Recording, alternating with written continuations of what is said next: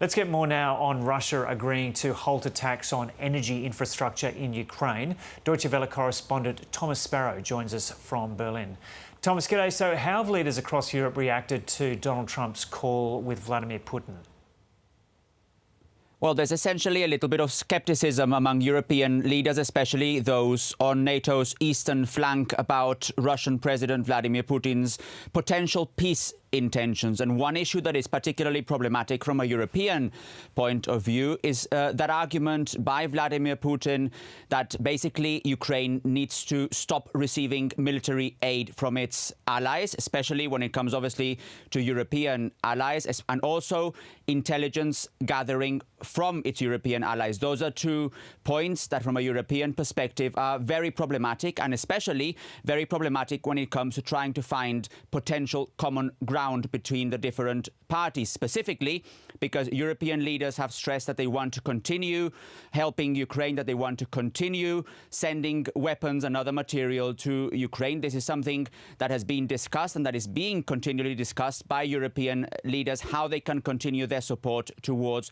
Ukraine. However, at the same time, there is also, I wouldn't say a growing understanding, but I would say that there are, let's say, a bit louder comments, specifically by those who say that they may not like Donald Trump's style and they may not like Donald Trump's content when it comes to looking for peace in Ukraine, but that they at least value the fact that these negotiations and these initial talks are taking place. So that is, I say, a shift that's also happening among many, especially also, I would say, among many in the more academic or expert community, that understanding that despite the fact that there are clear differences, it is important to discuss and talk to find potential solutions in Ukraine.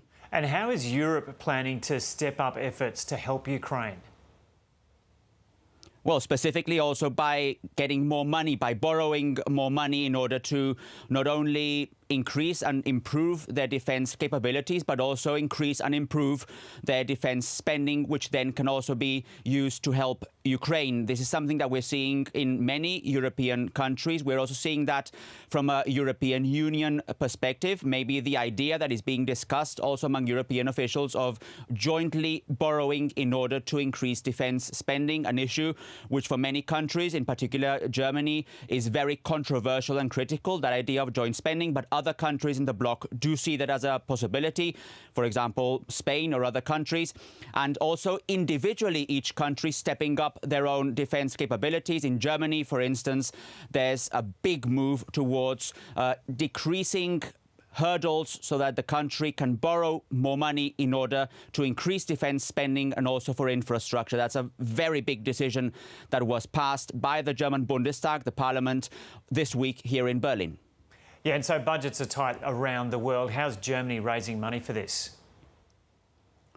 Well, Germany does have something called a debt brake, which was passed many years ago, which basically focused on fiscal responsibility.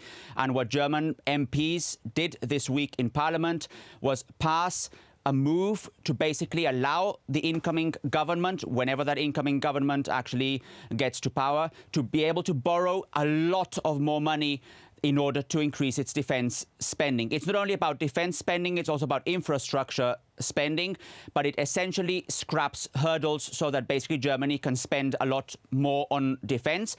And we're seeing here defense as something that you can understand broadly, so not just only buying weapons, it's also about cybersecurity, it's also about internal defense, it's also about helping Germany's military operations abroad. So it's not only specifically about buying weapons, but it is something that is seen as a historic move for Germany and a change also in paradigm for a country that for a very long time was seen as not wanting a big military presence and also not wanting a big debt. So these 2 elements, more debt and more defense, are definitely something that is being described as a change in paradigm here in Germany that will also affect Europe to a large extent.